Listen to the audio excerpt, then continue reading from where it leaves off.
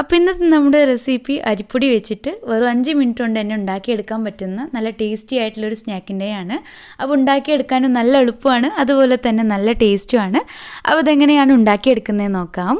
അപ്പോൾ അതിന് വേണ്ടിയിട്ട് ഞാനൊരു ബൗളിലേക്ക് 1 കപ്പ് അളവിൽ അരിപ്പൊടി ചേർത്ത് കൊടുക്കുകയാണ്. ഇതിലേക്ക് ഇനി മധുരത്തിന് ആവശ്യമായിട്ടുള്ള പഞ്ചസാരയും കൂടെ ചേർത്ത് കൊടുക്കാം. ഞാനിപ്പോൾ ഒരു 1/4 കപ്പ് അളവിൽ പഞ്ചസാരയാണ് ചേർത്ത് കൊടുക്കുന്നത്. പിന്നെ ഇതിന് മധുരം ഒന്ന് ബാലൻസ് ചെയ്യാൻ വേണ്ടിയിട്ട് ഒരു നുള്ളു ഉപ്പും കൂടി ഇട്ട് കൊടുക്കുന്നുണ്ട്. ഇനി നല്ലൊരു ഫ്ലേവറിനായിട്ട് ഒരു 1/4 ടീസ്പൂൺ ഏലക്കാപ്പൊടിയും കൂടെ ചേർത്ത് കൊടുക്കുക.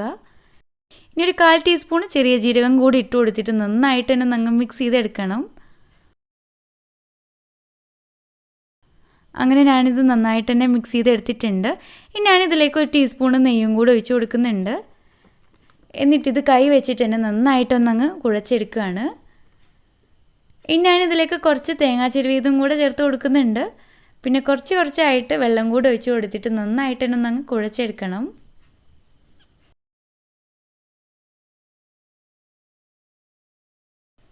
അങ്ങനെ ഞാനിത് നന്നായിട്ട് തന്നെ കുഴച്ചെടുത്തിട്ടുണ്ട്. ഇനി നമുക്കിതിൽ നിന്ന് കുറച്ചെടുത്തിട്ട് ഒന്നുരുട്ടിയിട്ട് ഇതുപോലെ ഒന്നങ്ങ് ചെറുതായിട്ടൊന്ന് പരത്തി കൊടുക്കണം. അങ്ങനെ ഞാനിതെല്ലാം ഇതുപോലെ ഒന്നങ്ങ് ഷേപ്പ് ചെയ്തെടുത്തിട്ടുണ്ട്.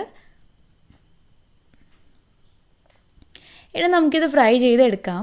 അപ്പോൾ ഓയിലൊക്കെ നല്ല പോലെ തന്നെ ചൂടായിട്ട് കിടക്കുകയാണ്. ഇത് ഓരോന്നായിട്ട് എടുത്തിട്ട് ഈ എണ്ണയിലേക്ക് ഇട്ട് കൊടുക്കാം. ഒരു ഭാഗം റെഡി ആയി കഴിഞ്ഞാൽ നമുക്കിത് മറിച്ചിട്ട് കൊടുക്കാം. ഇപ്പോൾ ഇതിവിടെ റെഡി ആയിട്ടുണ്ട്. നമുക്കിത് കോരി മാറ്റാം.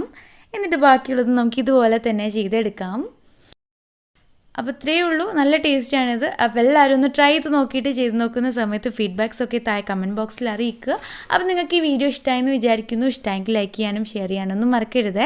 ചാനൽ സബ്സ്ക്രൈബ് ചെയ്യാത്തവരുണ്ടെങ്കിൽ സബ്സ്ക്രൈബ് ചെയ്യാൻ കൂടെ മറക്കരുത്. അപ്പോൾ വീണ്ടും പുതിയൊരു വീഡിയോ ആയിട്ട് കാണാം. താങ്ക്